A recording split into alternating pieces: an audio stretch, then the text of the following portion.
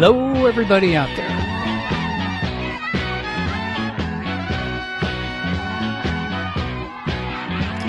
Gotta love that music, eh? Just gotta love it. Okay. I was working late the other day on a project, in fact last night, and all of a sudden Skype started to explode with a whole bunch of people getting on. Oh my God, John, you gotta get on the air, you gotta get on Skype. So I went ahead and I jumped on Skype. And there was a lady there with some information. I won't give out her name, but we're going to have her on the show here exclusively. I might also add that we're going to have a meeting tonight. Not we, but a company is going to be involved in Odessa at the Elegante Hotel at 7:30 to learn about water. Water can change your life. You know this is true because you've seen these old Western movies where you've got the cows, which are cow skulls right next to some water. Well, that's because they drank the water and they died. Well, the same thing can be happening to us. So learn why, learn how, and learn how to avoid it. That will be tonight at 7:30 at the Elegante Hotel. Now, back to my other story on Skype. Now, this was a lady that all kinds of stuff was going on, and you know, there's 15 windows open, you're trying to contact a bunch of people, and it got kind of messy. So I backed out of it a little bit, talked to a few folks later, and afterwards was given the name of the lady that everybody was all abuzz about. Well, I just got done talking with her a little bit ago, and it seems she has quite a story to tell.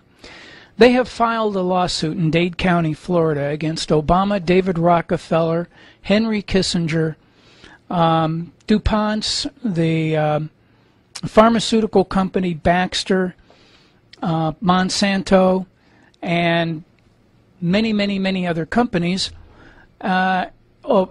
including our former President Bush.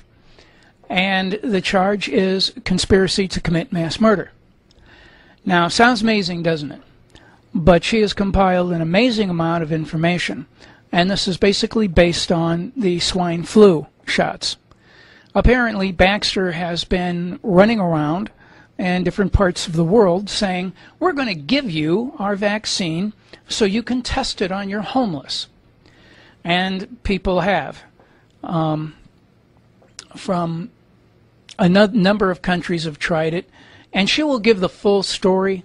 I don't know the whole story, so I'm not going to, but some countries tried it, and it killed their homeless people immediately. They gave it to babies. The babies died. And this is the same virus that they want to give everybody starting next month in Rochester, New York. Now, why is this significant? Well, for a long time we've heard, and you can pull up documentation on this on your own, but you can go to WINR, the news section, and find some links on there that may still be current. There's way too many people in the world, according to some. I disagree with this. I have read that you can put everybody in Australia, in the whole world, you can put them in Australia, everybody, and you can all have an acre of land apiece, and there would be room to spare. But some people think we're too crowded. Maybe too black, maybe too Hispanic, maybe too messy. They want to get rid of us. They fluoridated our food. Can anybody raise their hand and say, I know why they put fluoride in candy bars and baby food? Babies don't have teeth. Do you know why they put fluoride in bread? Raise your hand if you know. I would like to find out. There is absolutely no nutritional reason to have fluoride anywhere around, nor has there ever been any medical proof given that fluoride is good for your teeth. Not at all. Nothing. Well, anyway, this lady has got a lawsuit, and what's happening in Rochester, New York, coincidentally, is that there's going to be a FEMA disaster training thing going on involving foreign soldiers, whole big bunches of them, There's empty train cars all over the place. And this is at the very same time they're going to be encouraging the swine flu vaccine to be administered. Now, why doesn't she want people to get the swine flu vaccine? Well, number one, it's killing people. Number two, it's intentional. Number three, it's got a live avian virus in it. And she says they've got documentation that this is, in fact, the case. Doctor documentation, not lay documentation. But we are going to ask her a lot of questions for as long as we can and get some answers. But they're going to have this happen at the very same time that they're holding these FEMA drills. Now, the idea is this. If you go ahead and start infecting people, you will be able to spread this very rapidly. And indeed, the avian flu and all this spreads very rapidly. If you spread it rapidly enough and enough people die, there'll be a panic. More people will go to get the vaccine because they're stupid. I want to be protected from this. So they go get the vaccine. When they do, they get sick. If they don't, possibly they can get sick, or they can be real smart and take some alternative measures and never have to get the vaccine. It's not a dangerous thing to get if you know what you're doing. I guess that's the trick. You've really got to know what you're doing, and you've got to believe what you're doing. If you don't know how the human body works, then you know you're really going to be in trouble. So her idea is that they are going to have all these soldiers, all these people, everybody's going to be ready. People are going to be given the swine flu vaccine.